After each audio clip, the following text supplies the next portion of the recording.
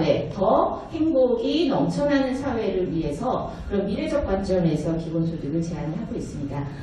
준비가 다 돼 있을까요? 다 됐네. 네, 이제 이재명 시장님을 모시고 기본소득에 대한 이재명 시장님의 철학을 들어보도록 하겠습니다. 앞으로 모시겠습니다. 큰 박수 부탁드립니다.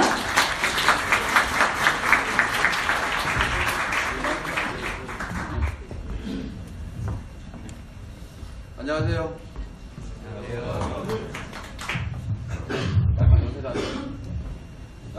마이크 괜찮아요? 마이크 되나? 네, 되고 있습니다. 들려요? 네. 반갑습니다. 지금 아주 재밌는 발제를 들었는데, 역시 세계는 급속하게 바뀌고 있는 것 같습니다. 외국의 레스토랑 가게 가면 인공지능 로봇가 음식을 만든다고 이미 기사 없이도 자동차가 도로를 달리고 인공지능이 바둑기사, 세계 최강의 바둑기사를 다 쫓았습니다. 최근에는 한 판도 못 이겼다고 하더라고요. 완전 백전백패했다고. 변화는 미래이 아니라 지금 현재 진행 중인 것 같습니다.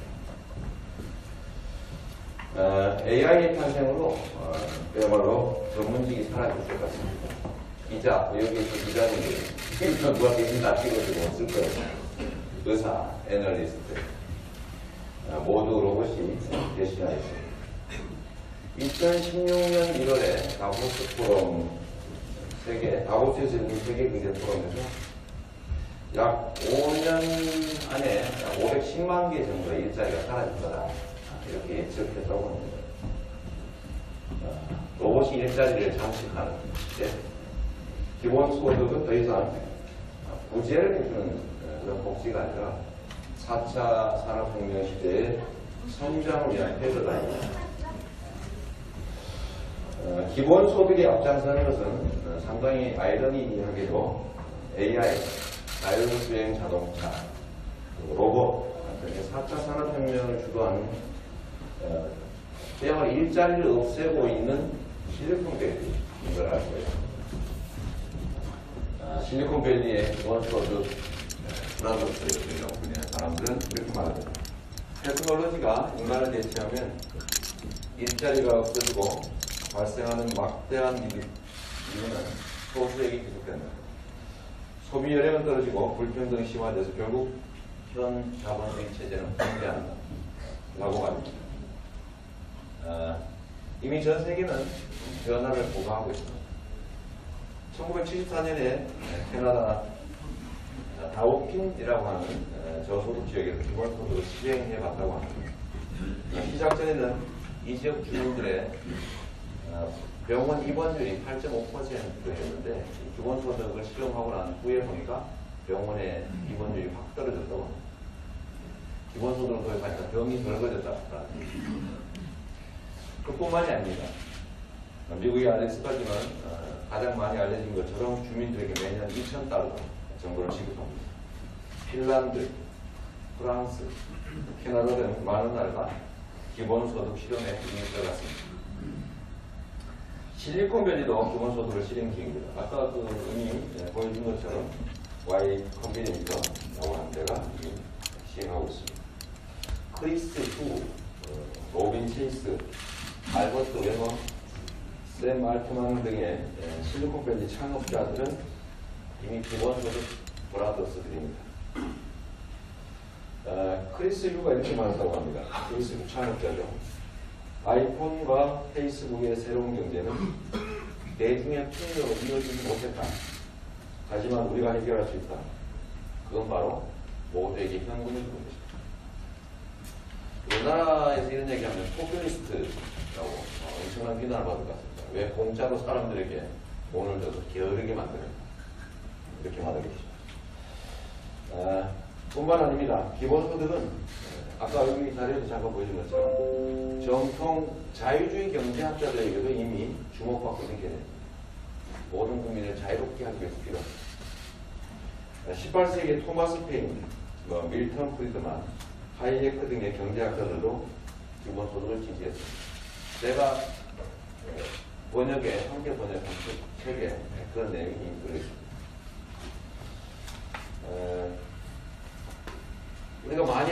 전 세계에서 가장 많이 나옵니다.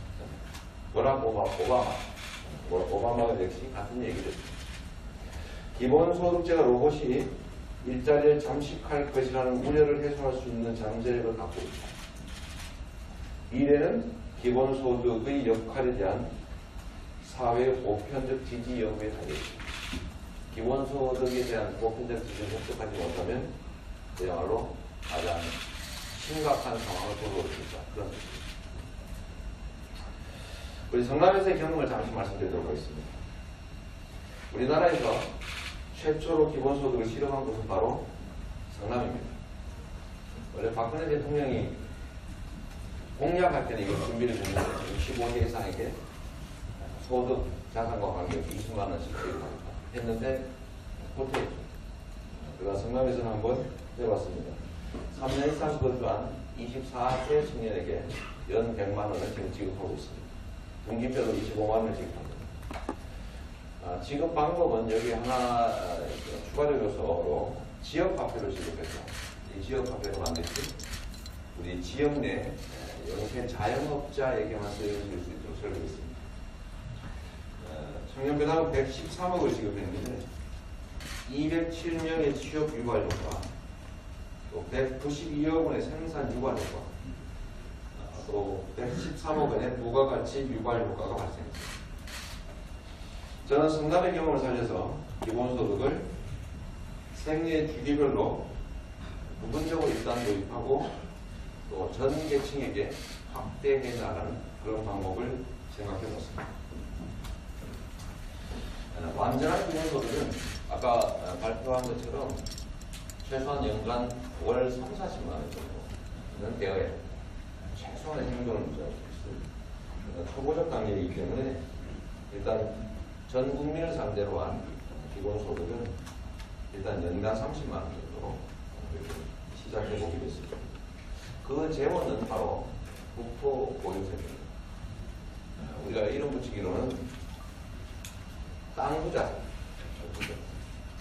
땅을 많이 가지고 있는 사람들 한 5% 정도의 약간의 주거의 부담으로 전 국민이 국토보유세를 부담하기는 하는데 본인이 돌려받게 되는 바로 기본소득이 그 납부하는 세금보다는 많기 때문에 다 이익이고 약 5% 정도만 자기가 내는 것보다는 받는 게 적게 됩니다.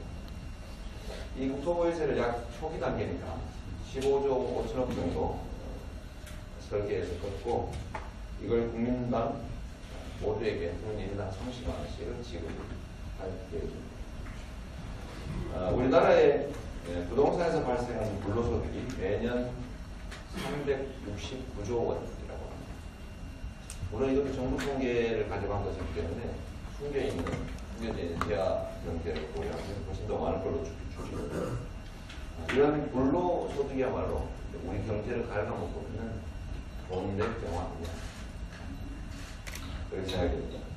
이들에 대한 세금을 제대로 걷어서 우리 국민 모두가 함께 나눠서 쓸 수 있다면 이 나라의 동네 경화가 풀리게 되는 계기가 되지 않겠나 생각합니다. 기본소득의 구조는 이렇게 만들어봤습니다. 생애 주기별로 배당을 하고 또 특수계층들, 농어민, 장애인 이런 쪽에 배당을 하고 좀 전에 말씀드렸던 전 국민에게 땅부자세, 국토보유세를 걸어서 그 전부 기본소득 목적세를 만들어서 전액 전 국민에게 반환하는 방식으로 설계해봤습니다. 우선 기본소득을 생애 주기별로 시작해서 전 계층을 확대하는 겁니다. 0세에서 2세까지는 12세까지 아동배당, 또 13세에서부터 18세까지는 청소년배당, 주로 학생에 해당되겠죠. 19세부터 29세까지는 청년배당, 그 다음 65세 이상은 노인빈곤율이 높기 때문에 우선적으로 노인배당 실시하고 장애인과 농어민, 또 시장 개방으로 특별한 피해를 입은 영역의 농어민들, 거기 또 전략 산업이기 때문에 거기 특별히 배려해서 특수배당을 시행할 계획을 세우고 있습니다. 그리고 모두에게 1인당 100만 원씩을 지급하고 전 국민에게 시행되는 30만 원 정도의 국토부에서 땅부 자세를 걷어서 하는 전면적 기본소득을 합치면 1인당 130만 원 정도 되죠. 기본소득은 그야말로 아까 발표도 나왔는데 그야말로 취약계층 지원이라는 복지정책이 아니라 성장을 위한 새로운 패러다임, 새로운 경제 질서를 만들 것이다 이렇게 얘기하고 있습니다. 성남에서 만든 기본소득 중앙정부를 통해서 전국으로 확대해봤으면 하는 게 제 바람입니다. 말로만 하는 시원한 게 아니라 행동으로 시원하게 실천하는 사이다 이재명과 함께하는 대한민국 한번 기대해 보시겠습니다. 네, 감사합니다.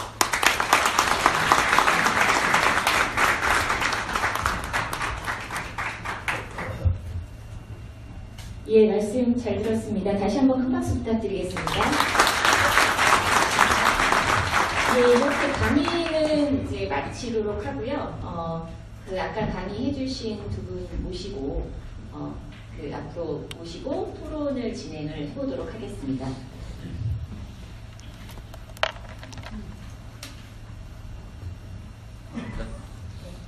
패널 세 분이 한 분 더 오셔서요. 직접 소개를 한번 들어보도록 하죠.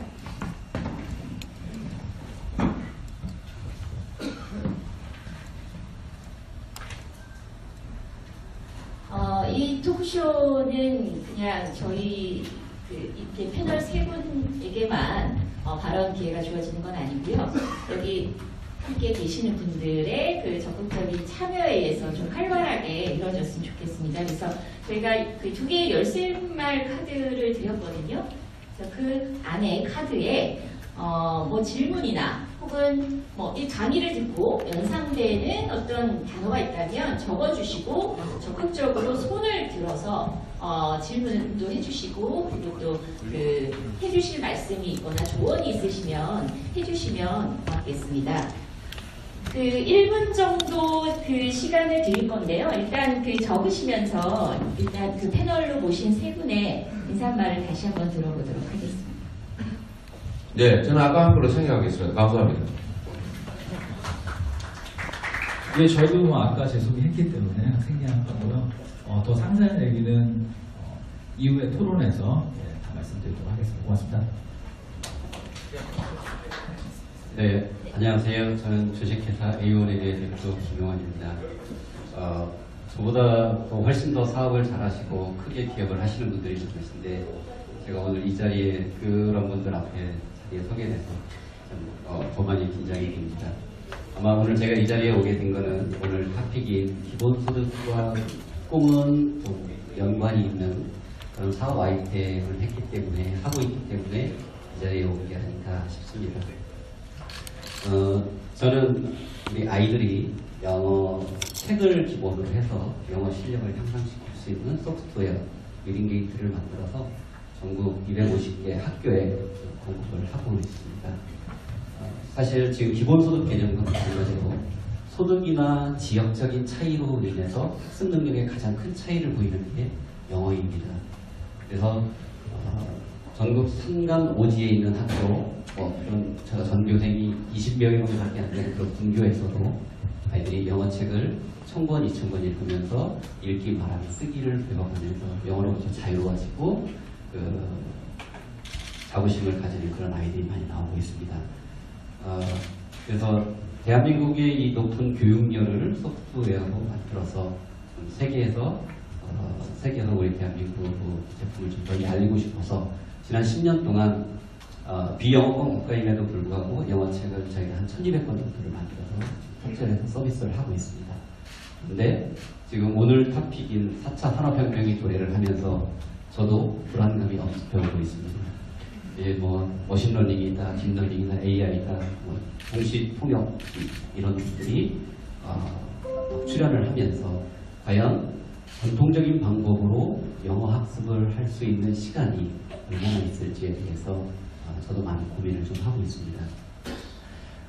저는 기업을 하는 입장에서는 기본소득을 논하기 전에 우리 그 기업하는 사람들이 기본소득을 나눠줄 수 있는 재원을 많이 마련을 해주려면 그런 인재들이 많이 좀 유입이 됐으면 좋겠다라는 생각을 좀 가지고 있습니다.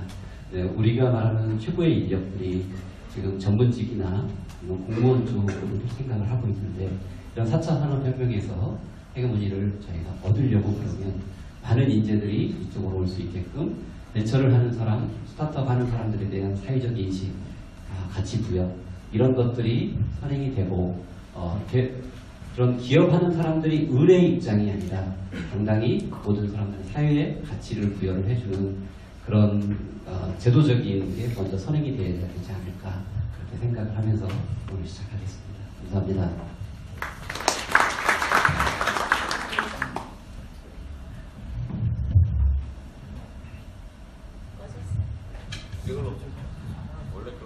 예, 여기가 그 창조혁신센터인 것 같은데 소프트웨어는 굉장히 좀 네, 그 이렇게 열쇠발 카드 혹시 작성 다 하셨나요? 여기 오신 분들이 그 아까 제가 우리 강사님께서 말씀하실 때 전혀 참여를 안 하는 강의하는 사람들 많이 했는데 네. 아, 예. 네, 두 분 지금 카드를 들어 보여주셨습니다. 그러면 먼저 원래는 진행상 4분의 질문을 받아야 함에도 불구하고 참여가 저조한 가운데 2분만 먼저 얘기를 들어보도록 하겠습니다.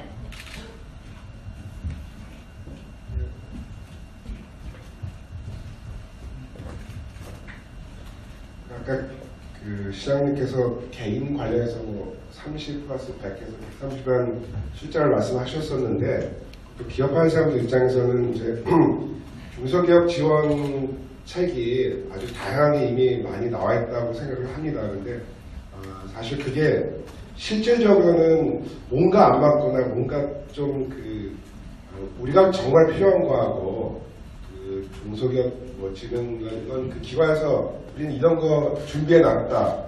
당신들이 와서 써라 하는 게 격차가 항상 있는 것 같고요. 조건이 안 맞는 경우가 많은 것 같습니다. 그래서 혹시 좀 어려울 수 있는 질문인데 이재명 시장님께 생각하시는 어떤 새로운 거 개인 얘기를 아까 하셨으니까 이번에 기업을 중소기업을 위해서 또 특히 성남에서 사업을 하는 분들을 위해서 네, 이런 거는 좀 기존에 중기청이나 아니면 뭐 지자체나 다른 곳에서 별로 말만 해놓고 실제 진행을 못했던 것 같은데 내가 기회가 된다면 이런 부분 한번 해서 다른 곳들과 다른 지자체 아니면 더 나와서 더 그 광역시가 됐건 심지어 뭐 정부가 됐건 이런 건 한번 하고 싶다. 여러분이 정말 한번 기대해보도 좋겠다는 게 있으시면 한번 말씀해 주시면 고마울 것 같습니다. 죄송합니다. 너무 어려운.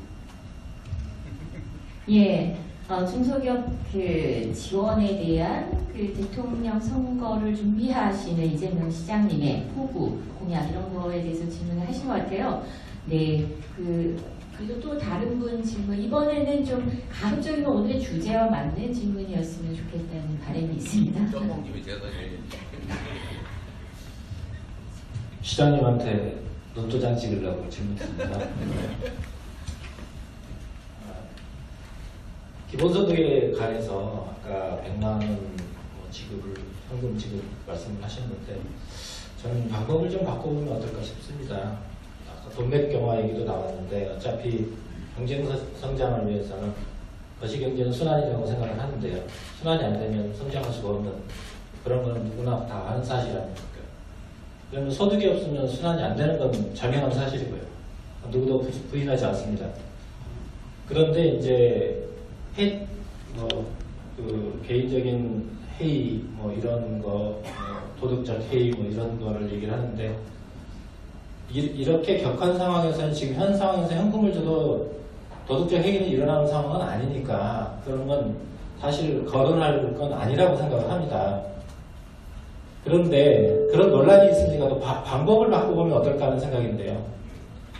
제가 예전에 한 2, 3년 전에 제기했던 방법이긴 한데 8인이 하나의 조를 이뤄서 국민이 창업 아이템을 제안을 하면 500만 원씩 무조건 지급을 해주자. 그래서 경제 활성화를 한 2년 뒤에 경제가 어려워지니 미리서 한번 손을 한번 써보자 하는 제안을 했었어요. 페이스북이랑 이렇게 해서. 아는 사람은 아는데요. 그렇게 해서 지급을 하게 된다면 8인이 한 초과대에서 어떤 사업 아이템을 만들어 오면 지급을, 뭐 IoT가 됐든 뭐가 됐든 간에 지급을 한다면 현금을 공짜로 준다는 생각은 아니지 않습니까? 물론 액티비티가 있으니까 지급을 하는 거지 않습니까? 그런 거에 대한 보답으로 준다라는 그런 철학적인 그 회유, 이런 거를 좀 써보면 그 다음에 그 팀들 중에서 필터링을 해서 1, 2차 팀에게 또 2차 지원을 해서 그 사업을 또 활성화하는, 특히 IoT나 이런 제조 쪽을, 우리나라 디바이스 제조가 상당히 약한데요. 중국이 완전 싹 쓸고 있는데요. 그런 거를 좀 더 디벨롭먼트해서 어떤 아이템을 산업에 심어주는 그런 정책을 한번 써보시면, 제가 그때 3조를 투입하면 100만 이상의 고용 창출 효과가 나온다라고 저는 그때 주장을 했었습니다. 그러면 여기에서 성남에서 1차적으로 투자하면 10만 이상의 고용 창출 효과가 나오지 않을까 생각합니다. 예, 조원경 그리고 또 그 이재명 시장님의 관련된 그런 질문이셨던 것 같고요. 고맙습니다. 그리고 또 다른 질문 없으신가요? 예, 두 분 더 있으시네요. 예, 안녕하세요. 오늘 뭐 시장님 만나서 반갑고요. 또 기본소득을 말한다니까 저도 굉장히 좋습니다. 네, 소득은 우리 이제 국토소비에 의해서 뭐 세금으로 하신다는데 결국 소비가 돼야 소득이 창출된다고 저는 봅니다. 근데 이제 그 소비라는 측면에서는 저희 여기 지금 많은 분들이 참여했는데 저는 물질의 풍요 속에서 살다 보니까 소비도 이루어지지 않는다고 봅니다. IMF를 겪을 때 소비에 대한 비중을 많이 둬가지고 저희가 IMF를 탈출하듯이 현재 여기 계신 분들이 각자 집에서 뭐가 필요할까? 사실 거의 필요한 게 없습니다. 물질의 풍요 속에서 살죠. 제가 일본을 가까이 예를 들면 일본은 부동산 버블과 함께 물질의 풍요 속에서 살다 보니까 제가 한 7년 전에는 해외 다닐 때 거의 뭐 소니나 뭐 파나소닉이나 일본 TV가 걸렸는데 한 6년 전에 제가 다녀보니까 거의 LG나 삼성이 걸렸습니다. 지금 5년 후에는 무엇이 걸려 있을까? 아마 중국의 하이얼이 걸려 있지 않을까 봅니다. 그렇다면 우리도 소비를 할 수 있고 제조를 할 수 있는 환경을 조금 더 만들어야 되는데 이런 부분을 어떻게 아마 소비로 이어질까? 그런 부분이 저는 굉장히 중요하다고 생각합니다. 예, 지금 질문이 굉장히 많이 중요한 질문들 많이 해주셨고, 그래서 한 번 더 듣고 하기에는 좀 맥이 끊길 것 같아서요. 여기까지 일단 듣고 답변을 들어보고 그 다음에 또 다른 질문을 이어가도록 하겠습니다. 네, 제가 이걸 메모를 하다 보니까 잊어버릴 것 같아서 지금 처음 질문하신 분이 중소기업 지원책은 뭐가 있냐 이렇게 말씀하셨는데 저는 이게 지금 뭐 정부에서 하고 있는 각종 중소기업 지원책이 정말로 종류별로 부처별로 엄청나게 많습니다. 창업 지원, 뭐 경영 지원, 자금 지원, 시장 개척 지원, 기술 개발 지원, 뭐 온갖 명목에 직접 지원, 또 뭐 세제 혜택, 뭐 고용 지원 정책 등등 많죠. 제가 그런 얘기 뻔한 얘기 해봤자 거기다 하나 더 하는데 특별한 의미는 없을 것 같고 정말로 의미 있는 거는 중소기업 또는 창업하시는 분들이 자신의 성과를 뺏기지 않고 성과를 자기의 것으로 만들 수 있는 그런 사회 시스템이 정말 중요한 것 같습니다. 제가 그래서 가장 중요하게 얘기하는 것이 공정사회거든요. 이 공정한 사회는 모든 영역에서 필요하죠. 저는 경제 영역에서 특히 판교에 입주하신 우리 성공한 벤처 기업가든지 뭐 벤처도 아니죠. 이런 분들하고 만나서 얘기 들을 때 제일 가슴 아픈 얘기가 뭐냐면 자기는 후보들한테 창업과 기술 개발 이거를 대한민국에서 하지 말고 해외로 나가라 라고 권한다는 거예요. 이유는 창업하든 기술 개발을 하든 어떤 성과를 만들면 자신의 것으로 만들 수가 없고 전부 다 탈취당한다. 라는 거죠. 그게 이제 불공정한 경제 시스템 때문에 그런데 저는 그 불공정한 경제 시스템을 통해서 자기들이 이룬 성취보다는 더 많은 성과 결과를 취득하는 약탈적 경제 시스템 때문에 사실은 이 경제 생태계가 망가지고 있다. 그 중에서도 소위 중소기업 벤처 창업가, 젊은 창업자들이 기회를 잃고 있다는 겁니다. 예로 미국의 페이스북인가에서 창업자 3-4명이 만들어 놓은 어떤 프로그램을 우리 돈으로는 조 단위로 주고 샀다 라는 얘기가 있는데, 아마 대한민국에서 누군가 그런 아주 훌륭한 기술 아이템 개발하면 누가 슬쩍 뺏겨가지고 또 다 탈취당했을 겁니다. 그런 공정한 경제 질서를 만드는 게 우리의 제일 중요한 일이고, 그래서 강자라고 해서 약자들의 것을 약탈할 수 없게 만드는, 그래서 제일 중요한 건 이 부당한 경제 구조를 만들고 있는 재벌 체제를 해체해야 되는 거예요. 부당하게 기업을 지배하고 그 대기업들을 통해서 부당하게 내부 거래하고, 부당하게 내부 거래를 하니까 중소기업한테 기회가 오고, 또 중소기업들은 하청 납품업체들 단가 후려쳐서 생산성 향상 기록을 다 뺏고 기술 탈취하고 이러니까 이걸 하지 못하게 만드는 게 제일 중요한 국가의 역할이라고 생각합니다. 첫째가 그렇고, 두 번째는 국가의 경제 산업 정책이 주로는 수출 대기업 중심으로 이루어지고 있습니다. 그래서 뭐 예를 들어 R&D 자금 지원도 또는 R&D 관련된 뭐 감세, 면세 혜택도 다 초대기업에 집중되고 있죠. 그래서 이거를 좀 산업 정책 기조를 좀 대대적으로 바꿔서 수출 대기업들로 인해서 국가가 굉장히 성장한다고 해도 그걸 특정 소수가 다 독점해버리고 나머지 기업들은 불이익을 입으니까 나머지 기업들의 생명력이 지금 사라져가죠. 기업 생태계가 망가지고 있습니다. 그래서 국가의 산업 정책 또 기업 지원 정책 전체가 숙련 노동을 중심으로 하는 강소기업 지원 정책으로 좀 바뀌어가야 됩니다.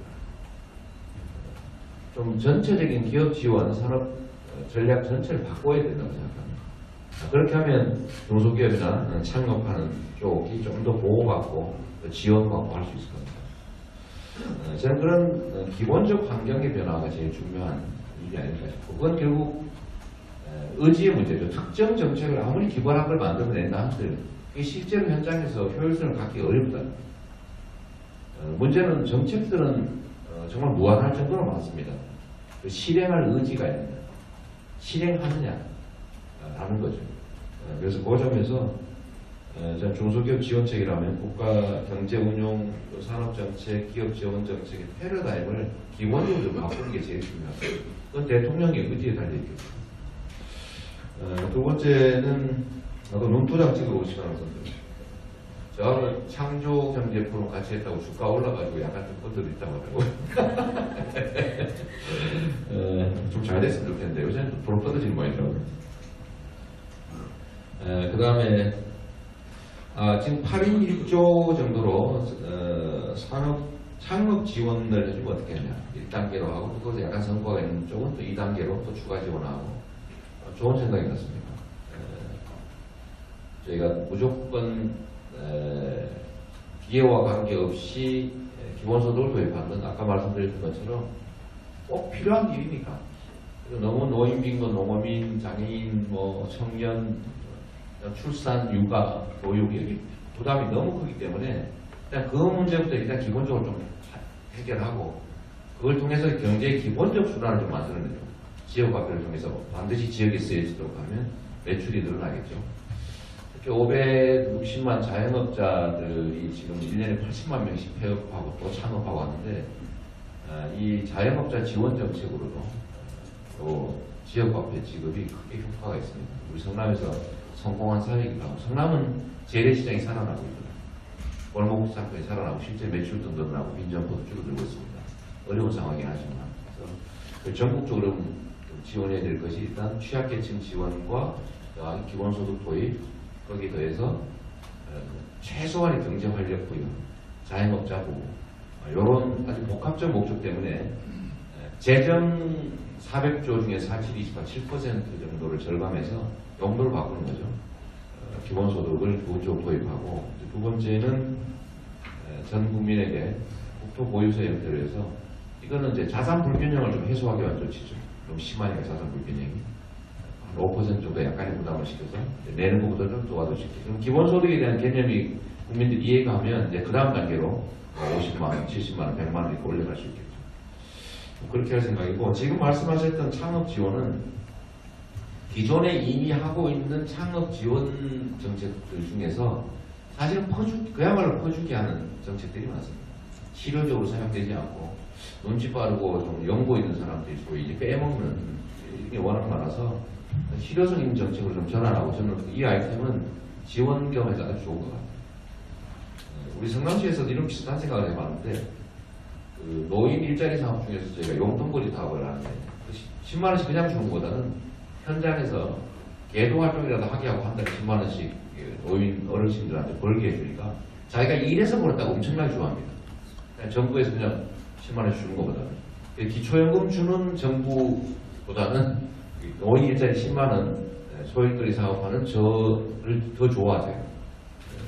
포퓰리즘이라고 해야 되나? 인기였기 정책인데, 이것도 실효적이고 현장에 도움되는 정책으로 일부 전환하면 충분히 가능할 것 같습니다. 창업에 효과가 있는 것 같아요. 세 번째로 소비가 돼야 소득이 창출되는 거 아니냐, 그 말씀 맞고요. 물질적으로 풍요해서 안 된다라고 하는데, 우리나라 경제가 제대로 살아가기 위해서는 첫째 제일 중요한 게 우리 국민들 소비자의 가처분 소득을 늘려줘야 된다. 이 가처분 소득이 거의 제로 상태인데, 이 가처분 소득을 늘리는 방법으로 지금까지 썼던 방법이 주로 뭐냐면 부채를 늘리는 거였어요. 예를 들면 김대중 정부 때는 카드를 거의 무제한으로 발행해서 카드 빚으로 사실 소비를 진작했죠. 그 후에 엄청난 부작용이 생겼고, 지금은 대출 증액 증가로 소비 증대를 기도해서 최경환 노믹스라고 최농신이라고 뭐 이런 거죠.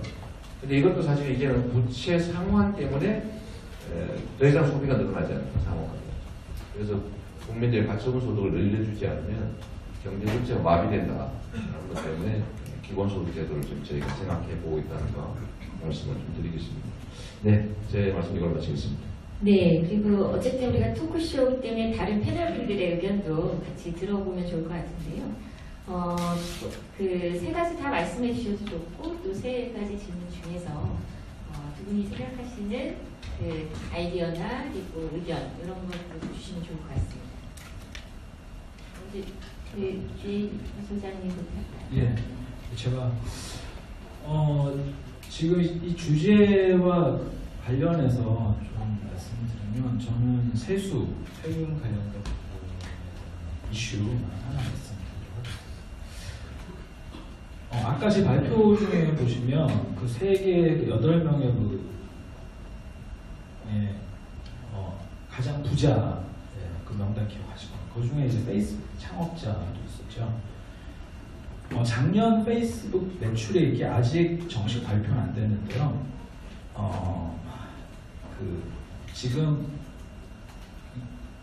한 30조에서 35조 사이가 이렇게 될 것 같습니다. 그래서 30조 정도로 우리가 생각을 해봤을 때, 그 30조의 매출을 벌기 위해서 이제 직원이 얼마나 있을 거라고 생각을 하시나요? 이렇게 한 명 집어서 이렇게 답변을 받거나 할 수는 없기 때문에 이제 마음속으로 한번 생각을 해보세요. 올해 이제 대한민국 예산이 한 400조 조금 넘는 걸로 보지 않습니까? 근데 작년 페이스북 매출액이 30조에서 한 35조 사이가 되고, 그 30조의 매출을 발생시키기 위해서 과연 그 직원이 몇 명이나 될까? 직원 숫자는 정확히 작년 하반기 기준으로 15,000명 조금 넘는 숫자입니다. 그러면 어떤 도밀 매출액을 발생시키는 제조업 기준으로 봤을 때 한 10분의 1에서 20분의 1 정도의 직원을 가지고 있는 거죠. 근데 더 놀라운 사실은 30조의 매출이 발생하는데 거기서 영업이익이 얼마나 될까요? 영업이익이 무려 40%가 넘습니다. 자, 그럼 영업이익 기준으로 따졌을 때는 30조의 40%라고 생각하시면은 거의 10조가 넘는 수익을 내고 있는 거죠. 수익이 아니라 이제 영업이익을 내고 있는 거잖아요. 그러면 그 엄청난 영업이익 기준을 봤을 때는 제조업 기준으로 따지면 거의 한 고용 하는 노동자 숫자는 100분의 1, 200분의 1 정도 것입니다. 자, 그러면 페이스북을 한번 생각을 해보세요. 그럼 페이스북은 사실 이제 저나 여러분들, 또 시장님 같은 분들이 다 이제 각계 전투로 사용을 해가지고 거기서 광고 수입, 거의 대부분이 광고 수입이에요. 광고 수입으로 30조가 넘는 그 매출을 올리고 있는 거잖아요. 그리고 40%의 이제 영업이익은 다 페이스북 겁니다. 페이스북이 뭐 사회적 기부를 일부 할 수도 있겠지만 그거는 페이스북의 선의에 우리가 이제 바라는 거죠. 또 세금도 이제 여기에서 다 이렇게 해가지고 상당히 내지 않습니다. 수익 발생 자체를 거점 자체를 이렇게 여기로 두고 해가지고. 그럼 그게 과연 정당한 것인가? 그래서 세금에 대해서도 다시 한번 생각할 시점이 왔다.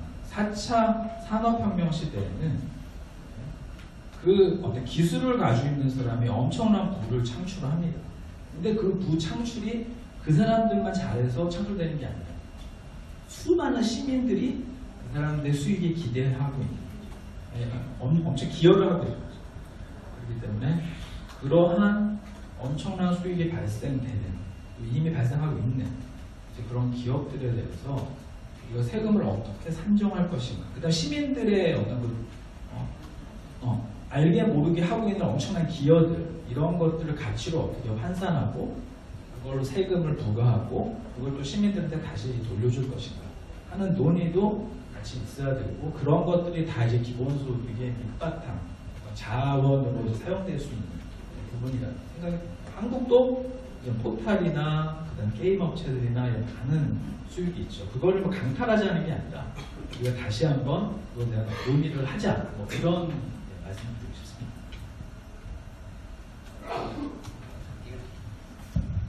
예, 말씀 잘 들었습니다. 페이스북이 조세핀 한처를 이용하고 있다는 그 이미지 생산을 하고 세금은 도둑질을 하고 있는 셈인데 사실 최근에 뭐 글로벌 조세핀 한처에 대해서 글로벌 공동 대응에 대한 논의가 많이 제기되고 있죠. 그래서 좀 앞으로 세금이 사실 이런 식으로 계속 회피된다면 국가가 존재하기 어렵기 때문에 많은 나라들에서 공동 대응이 되지 않을까 뭐 이런 생각도 들었고요. 우리 시장님께서도 뭐 그런 그 추이를 면밀히 모니터링 하시면서 그 앞으로 미래에 대한 비전, 지금 많은 대선 후보들이 그 자신의 어떤 비전을 얘기하고 있지만 여전히 과거의 패러다임에 좀 갇혀 있는 그 면이 있는데 시장님이 미래에 대한 비전을 만들어 나가시면서 좋은 제안들이 많은 분들에 의해서 만들어지지 않을까 이런 생각이 듭니다.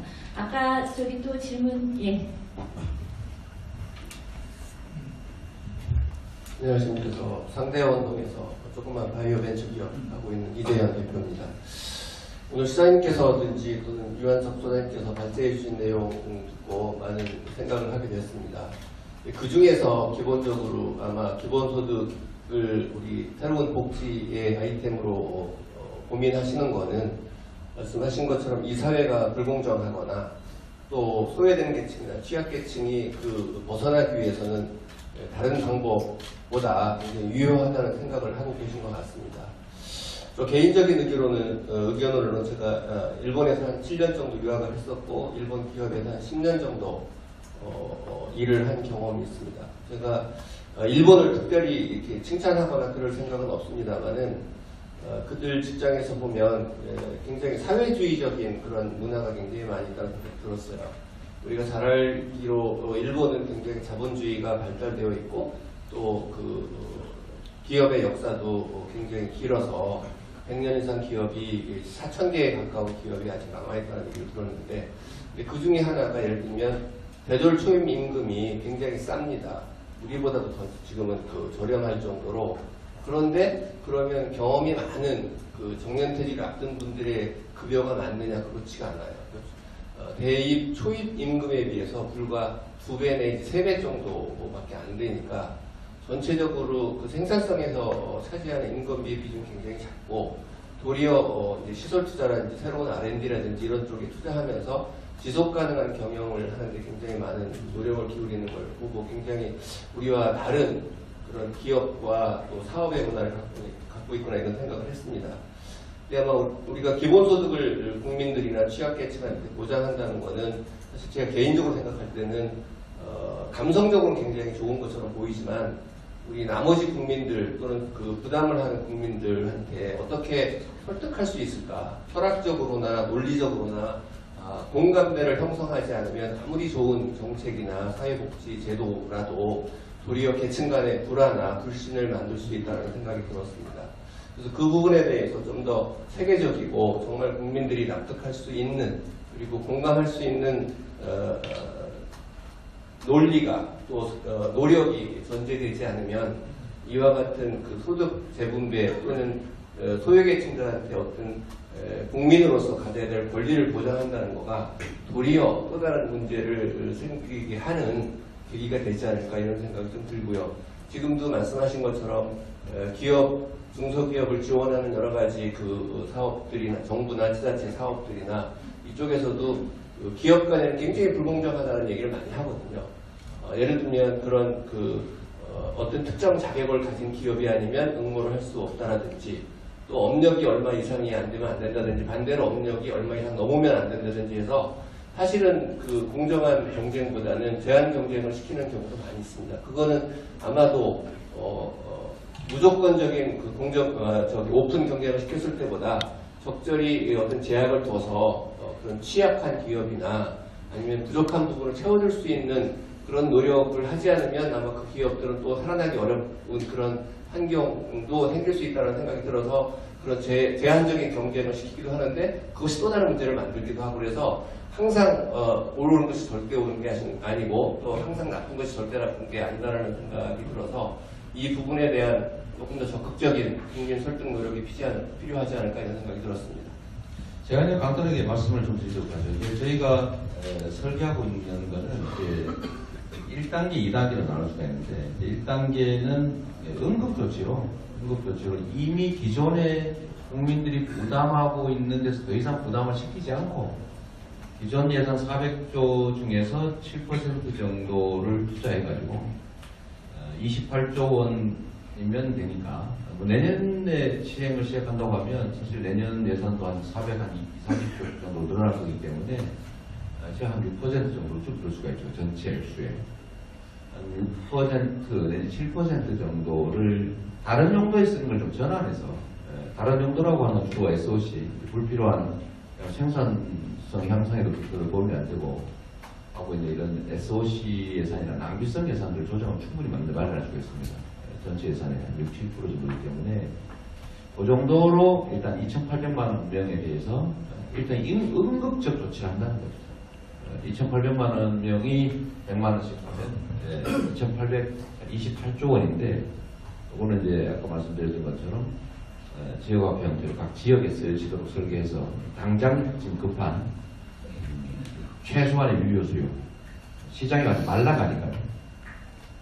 그래서 그 문제를 일단 해결하고 두 번째 단계는 이제 진정한 의미의 기본소득 제도가 도입되게 될 텐데 그거는 이제 제도 변경이 필요합니다. 제가 1단계는 대통령의 결단만으로 충분히 할 수 있는 상황.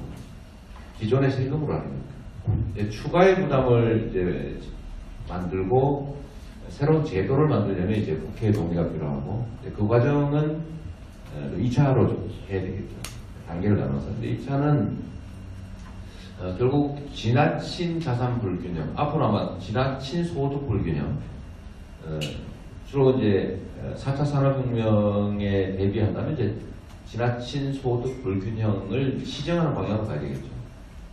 그러니까 예를 들면 법인세 누진 제도를 계속 추가 설계해 나가야 될 겁니다. 그렇게 해서 제도를 바꾸는 거는 2차 단계로 할 텐데 거기서 이익을 얻게 되는 압도적 다수, 또 손실을 보게 되는 아주 예외적인 보수, 이거를 명확하게 해놓으면 저는 이제 조세 저항이라든지 새로운 제도 만들 때 대한 국민적 저항은 상당히 많이 줄어들 수 있다 이렇게 생각합니다. 그래서 일단 이게 좀 단계적으로 설득해 가면서 해야 되기 때문에 한꺼번에 동시에 할 수는 없고 단계별로 1단계는 예산으로, 기존 예산으로, 2단계는 새로운 제도 창설로 그렇게 해나갈 생각이어서 저는 뭐 국민 설득에 크게 문제가 없을 거라고 생각합니다. 아직 내용을 잘 모르시니까 기본소득 하면 머리에 생각나는 게 월 300만 원 스위스 이렇게 생각이 나는 거거든요. 전에 이제 국민투표 했으니까. 그러니까 뭐 국민 게을러지지 않겠냐, 실현 가능성이 있겠냐 이런 얘기하는 건데 저희는 그 한 10분의 1로 줄여서 초보적으로 시작하는 거니까 이게 알려지면 저항도 적게 되고 공감도 많이 늘어날 거라고 생각합니다. 그 질문해 주신 분은 그 약간의 그 오해가 있으셨던 것 같아요. 그러니까 중산층에게 세금을 걷어서 취약계층에게 현금을 준다가 기본소득은 아니고요. 모든 계층과 관계없이 보편적 복지로서의 기본소득을 이해를 해주시면 좋을 것 같습니다. 지금은 이제 복지가 가난을 증명하는 방식으로 복지가 공급이 되고 있죠. 그래서 사실은 세금을 내서 복지 수급비를 감당하는 중산층도 불쾌하고 가난을 증명해서 복지 수급비를 타야 되는 저소득층도 불쾌합니다. 보편적 복지로 넘어가야 다시 공동체가 회복되고 내가 낸 세금을 내가 다시 돌려받는 구조, 이게 이제 모두가 확인하는 공동체가 되지 않을까 이런 생각이 드는데 아마 기본소득의 철학은 이런 새로운 보편적 복지의 또 다른 형태로 전개되지 않을까 이렇게 좀 많이 이해해 주셨으면 좋겠고요. 우리 또 그 아까 말씀을 안 하셨는데 김 선생님 그 질문과 무관하게 또 해주실 말씀 있으면 하시면 좋을 것 같습니다.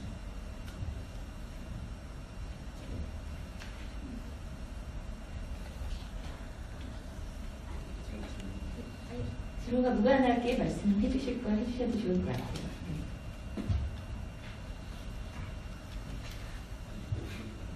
예, 괜찮으시면 우리 유 소장님은 제가 시장님한테 질문 하나 드려도 되나요? 이 기본소득이라는 개념 자체가 논의가 이제 분명히 필요합니다.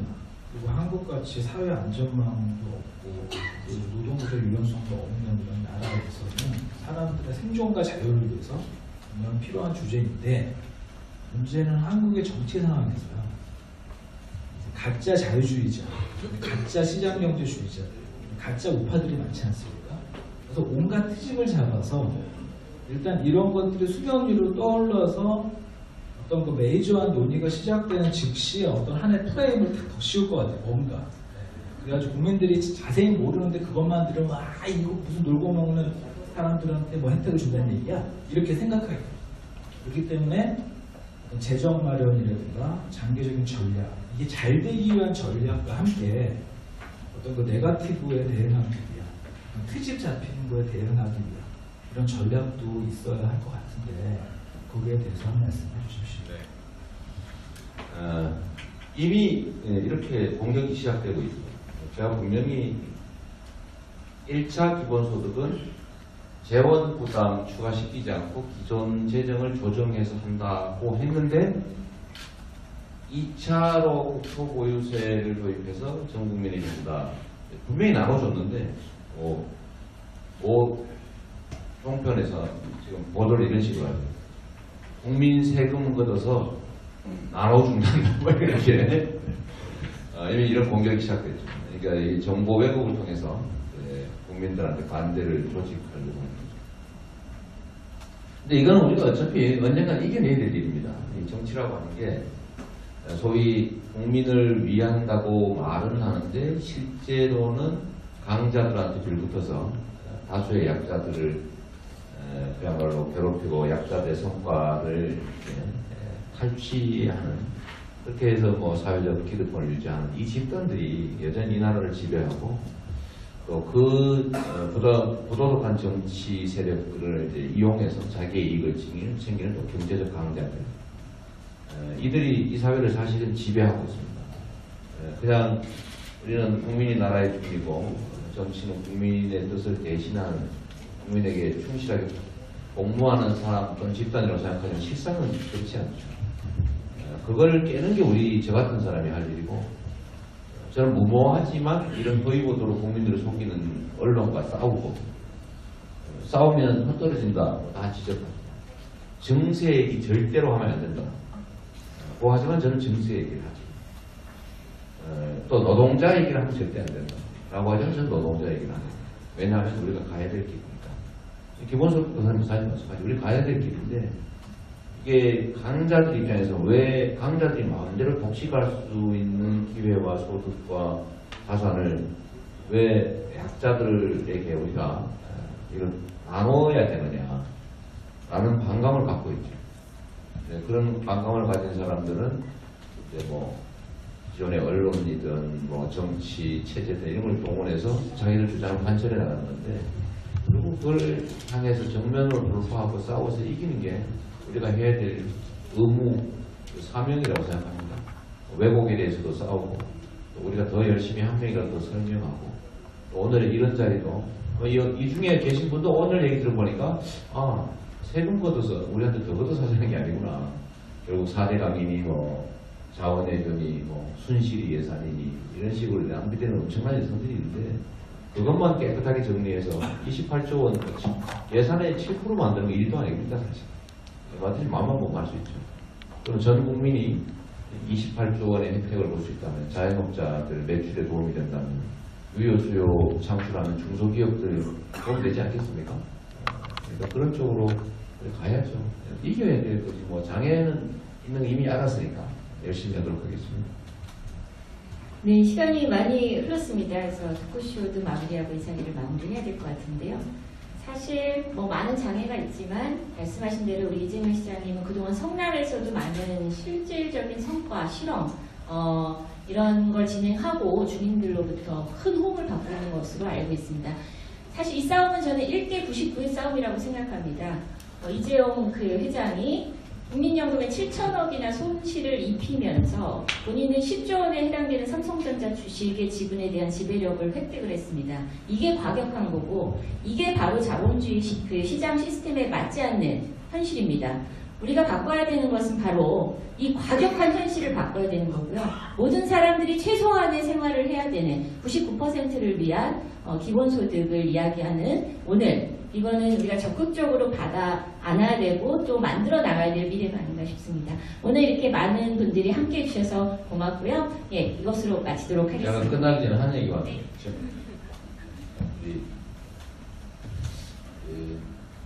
어제 아마 발표된 것 같습니다. 어제 모국께서 대기업의 준조세 16조를 폐지하겠다 라고 했어요.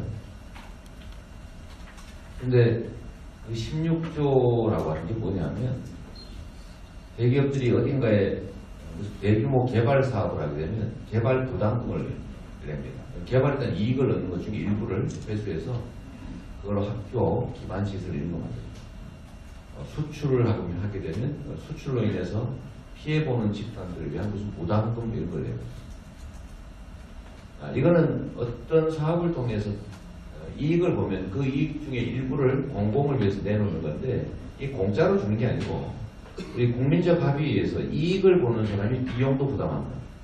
이익은 특정 개인 기업들이 보고 그에 따른 부담을 전 국민이 세금으로 부담하는 건 부당하지 않습니까? 이익 보는 사람이 그에 따른 부담도 해야 되는 거죠.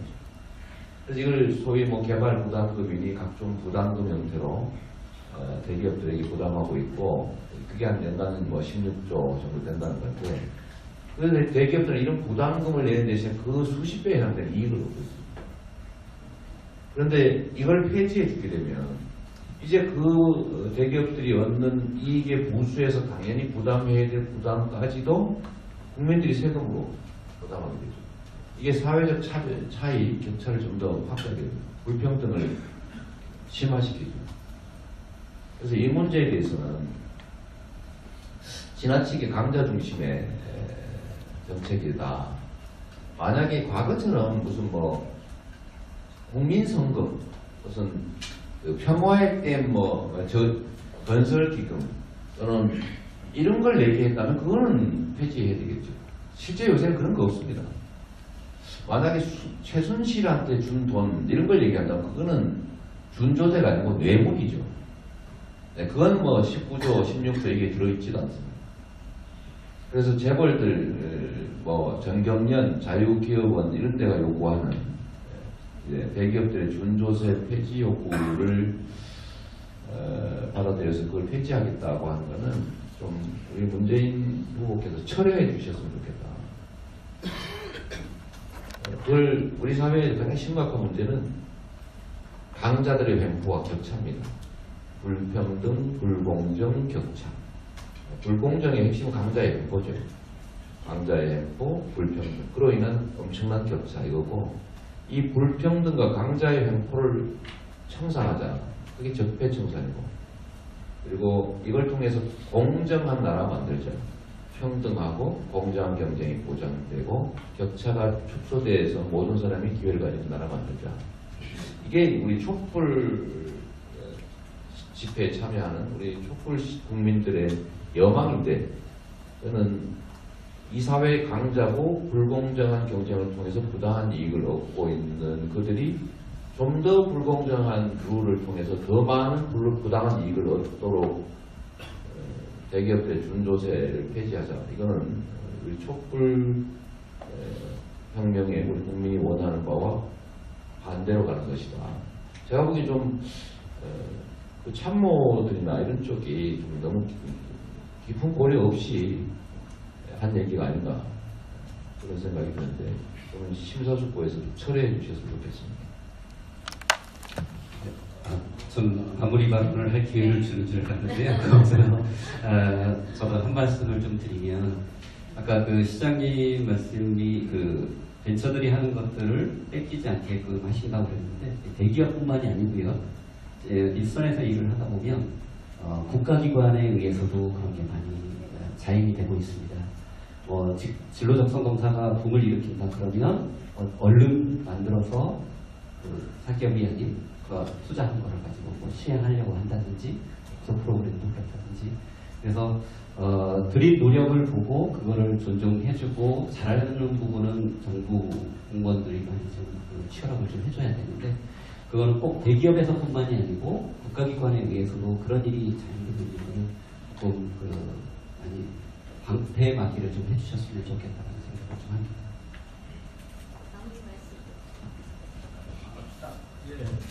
예, 간단하게만 말씀드리면요. 아까 제가 했던 질문에 대해서 투지를 말씀해 주셨잖아요. 우리가 싸워야 된다. 그 말씀에 대해서 일단 존중하고요. 한 가지 이제 부탁드리고 싶은 것은 24시간 365일 다리 거는 것만 생각하는 사람들도 있잖아요. 어떤 일을 잘 되기 위해서 그것만 생각하는 사람이 있는가 하면, 그거를 잘 되지 못하게 하기 위해서 그것만 또 생각하는 사람들이 있기 때문에 스마트한 어떤 그런 대응 전략을 잘 마련을 또 해주셔서 이상한 트집 제발 좀 잡히지 않고 잘 이렇게 마무리하셨으면 좋겠습니다. 라는 당부 말씀 꼭 드리고 싶습니다. 예, 이것으로 오늘 이 토크쇼 강연을 마치도록 하겠습니다. 모두 감사합니다.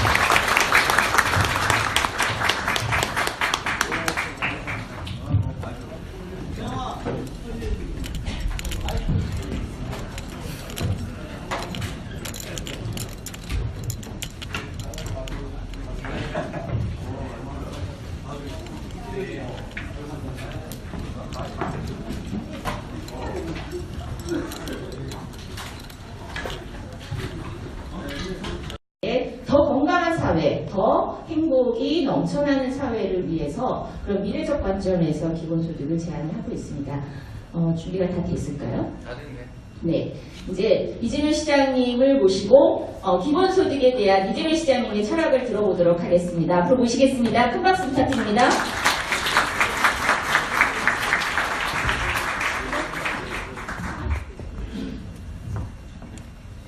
안녕하세요.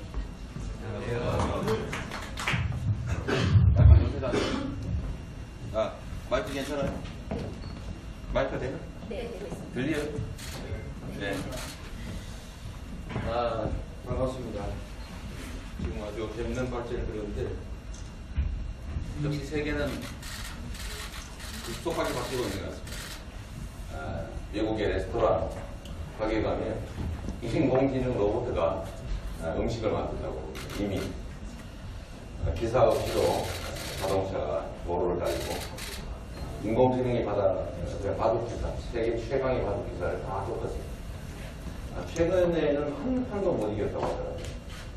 완전 백전백패했다고. 변화는 미래일이 아니라 지금 현재 진행 중인 것 같습니다.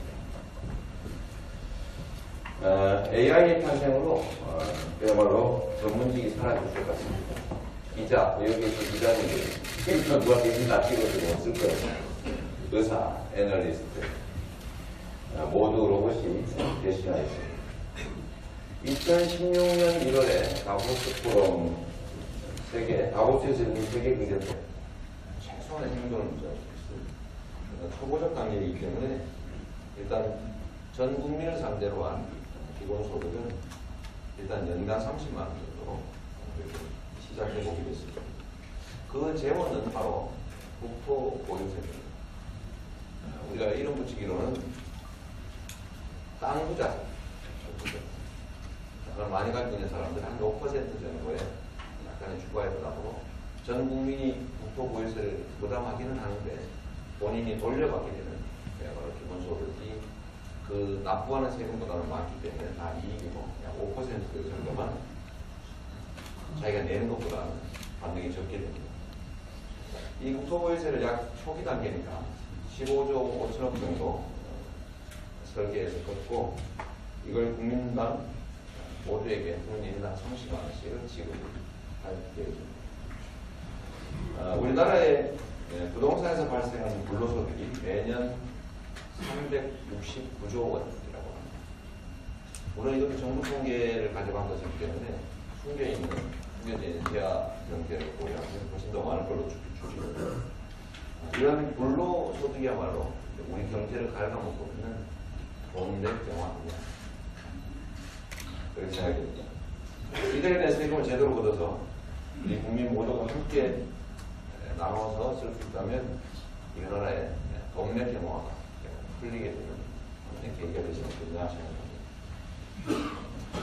기본소득의 구조는 이렇게 만들어봤습니다. 생애 주기별로 배당을 하고 쏘면서 약 5년 안에 약 510만 개 정도의 일자리가 사라질 거다. 이렇게 예측했다고 합니다. 로봇이 일자리를 장식하는 시대, 기본소득은 더 이상 구제를 해주는 그런 복지가 아니라 4차 산업혁명 시대의 성장을 위한 헤더라인입니다.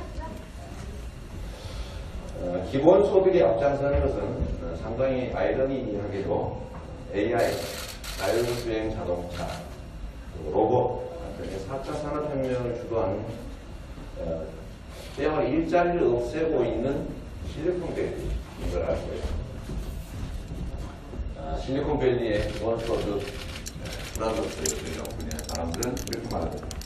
테크놀로지가 인간을 대체하면 일자리가 없어지고 발생하는 막대한 이유는 소수에게 기속된다. 소비 여력은 떨어지고 불평등이 심화돼서 결국 현 자본주의 체제는 붕괴한다. 라고 말입니다. 이미 전 세계는 변화를 보고하고 있습니다. 1974년에 캐나다 다우핀이라고 하는 저소득 지역에서 기본소득을 시행해 봤다고 합니다. 시작 전에는 이 지역 주민들의 병원 입원율이 8.5%였는데 기본소득을 실험하고 난 후에 보니까 병원의 입원율이 확 떨어졌다고 합니다.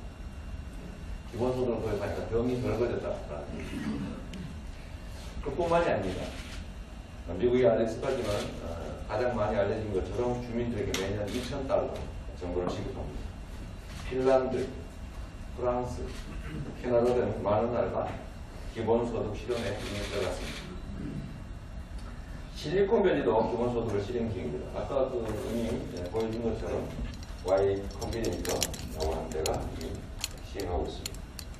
크리스 후, 로빈 체이스, 알버트 웨버, 샘 알트만 등의 실리콘밸리 창업자들은 이미 기본소득 브라더스들입니다. 크리스 유가 이렇게 말한다고 합니다. 크리스 유 창업자죠. 아이폰과 페이스북의 새로운 경제는 대중의 통력으로 이어지지 못했다.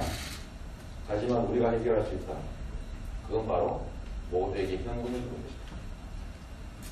우리나라에서 이런 얘기하면 포퓰리스트라고 엄청난 비난을 받을 것 같습니다. 왜 공짜로 사람들에게 돈을 줘서 게으르게 만드는가. 이렇게 말하는 것이죠. 뿐만 아닙니다. 기본소득은 아까 여기 자료에서 잠깐 보여준 것처럼 정통 자유주의 경제학자들에게도 이미 주목받고 있는 개념입니다. 모든 국민을 자유롭게 하기 위해서 필요합니다. 18세기 토마스 페인, 밀턴 프리드만, 하이에크 등의 경제학자들도 기본소득을 지지했습니다. 제가 함께 번역한 책에 그런 내용이 들어있습니다. 우리가 많이 하는 사람들, 전 세계 가는 우리가 버락 오바마가 역시 같은 얘기를 했습니다. 기본소득제가 로봇이 일자리를 잠식할 것이라는 우려를 해소할 수 있는 잠재력을 갖고 있다. 미래는 기본소득의 역할에 대한 사회 보편적 지지 여부에 달려있습니다. 기본소득에 대한 보편적 지지를 획득하지 못하면 그야말로 가장 심각한 상황을 도래할 수 있다. 그런 뜻입니다. 우리 성남에서의 경험을 잠시 말씀드리도록 하겠습니다. 우리나라에서 최초로 기본소득을 실험한 곳은 바로 성남입니다. 원래 박근혜 대통령이 공약할 때는 이거 준비를 했는데 15세 이상에게 소득 자산과 관계없이 20만 원씩 지급하겠다 했는데 못했죠. 그래서 성남에서는 한번 해봤습니다. 3년 이상 거주한 24세 청년에게 연 100만 원을 지금 지급하고 있습니다. 분기별로 25만 원을 지급합니다. 지급 방법은 여기 하나 추가적 요소로 지역화폐를 지급해서 이 지역화폐로 반드시 우리 지역 내 영세 자영업자에게만 쓰여질 수 있도록 설계했습니다. 청년배당은 113억을 지급했는데 207명의 취업 유발 효과, 또 192억 원의 생산 유발 효과, 또 113억 원의 부가가치 유발 효과가 발생했습니다. 저는 성남의 경험을 살려서 기본소득을 생애 주기별로 부분적으로 일단 도입하고 또 전 계층에게 확대해 나가는 그런 방법을 생각해 봤습니다. 완전한 기본소득은 아까 발표한 것처럼 최소한 연간 월 3, 40만 원 정도는 되어야